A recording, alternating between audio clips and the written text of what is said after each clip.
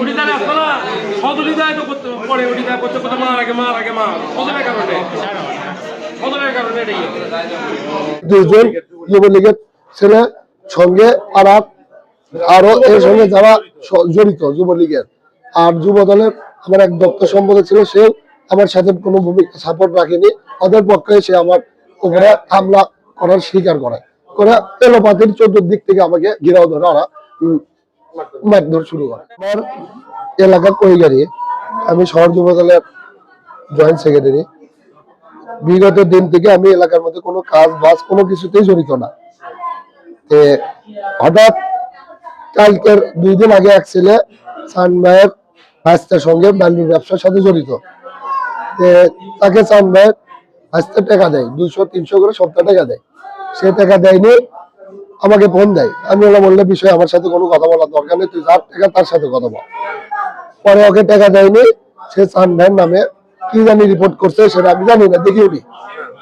তারপরে ওরা আমাকে ফোন দিয়ে এই শিবলু ফোন দেয়, দিয়ে বলে যে চান ভাই নামে আমার বরব্বার নামে আপনার চ্যাংরা উল্টা পাল্টা লিখতে, আপনি পারাত থাকবেন, আপনি কি করে পারাত থাকেন সেটা দেখবো, আপনি কত বড় নেতা আছেন আপনি সেটা দেখবো। আমি বললাম যে শোনো, তুমি কোন দল থেকে আসছো সেটা আগে ভাবো, আর আমার সাথে তুমি এইভাবে কথা বলো না। চান ভাই তোমার কয়দিনের বড় ভাই হলো, বরব্বা হলো। হ্যাঁ, আর কালকে কথা বলতে বলতে ওর সাথে আমার প্রায় 5 মিনিটের ঝগড়া, মানে মোবাইল আমাকে অঘাতক ভাষায় গেলে ভাই। আল্লাহ আজকে আমি আমার যে ছেলেকে প্রথমে চান্দার নামে রিপোর্ট করাছে, সেই ছেলে সঙ্গে নিয়ে আমি গেছি। যাওয়ার পরে বলছি যে তোরা যে বারবার বলছিস আমি আগে রিপোর্ট করাছি, আগে নেশা খাওয়ার টাকা দিছি বা রিপোর্ট করাছি, দেখ শিক্ষা করা বলে আমার সামনে বলে কিনা। হ্যাঁ, এই বলতে অর্কের মধ্যে কে জানি খেলোয়াড় আসলো, ব্যাট দিয়ে অর্কের মধ্যে ব্যাট দিয়ে একজনের দাড়ি মারে, মারার পরে ওরা আমার পায়ে যে আপনার লোক মারলো। আমি তোর সাথে মারামারি করতে যাইনি, আর আমি তো তোকে মারামারি করার জন্য ডাকিনি। আমার যুব দলের ছেলেগুলো আমার সাথে গেছে, এবং তোরা যেভাবে যুবলীগকে আমার সাথে লাগছিস, সেই যুবলীগের আমার কাছে ছবি আছে।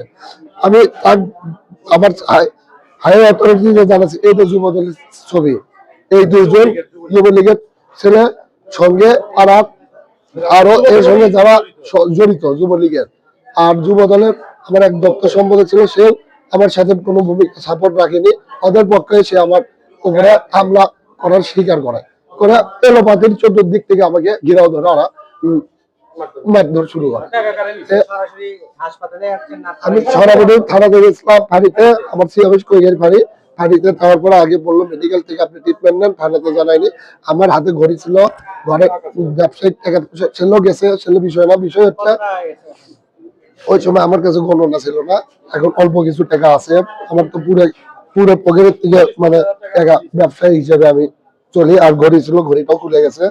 আর ব্যক্তিগত বিষয় হচ্ছে কি, ওরা আমার সাথে আজ দীর্ঘদিন যাবত এই ধরনের যোগ জাসুদ হয়ে আমার সাথে, আমি হাইকমান্ডকেও জানাচ্ছি চান ভাইয়ের বিষয়টা, যে চান ভাই এদেরকে সবসময় লালন পালন করে। আমি তার সাথে 17 বছর কাজ করছি, কোনোদিন তার থেকে আমি কোনো বিনিময় নিইনি।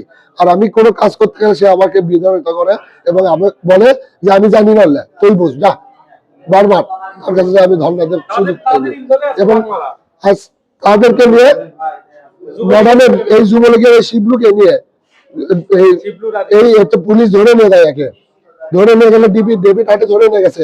চান ভাই ডিফারেন্স ছাড়ে নিয়ে যাচ্ছে, সেই কথা বলে যে চান ভাই আমাকে ছাড়ে নিচ্ছে, তার উপকার আমি করবো না, তাহলে আমাকে না। শিবলু ছিল, চান ভাই তো আমাকে ছিল রাজনীতি, সে আমার এলাকার বড় ভাই লিডার, আমি তার সাথে সারাদিন থাকছি। আর সে আমার বিয়ে ছেলে পেলে কাজ করলে আমার পক্ষে না কথা বলে, তাদের পক্ষে কথা বলে, তাহলে আমার এতদিনের সময়ের দাম কি? আমি একটা দিনের প্রোগ্রাম মিস নাই। এই দল করতে করতে আমি সর্বোচ্চ সময় আমার মেয়ে বাচ্চারা আমার দোকানদারি করে।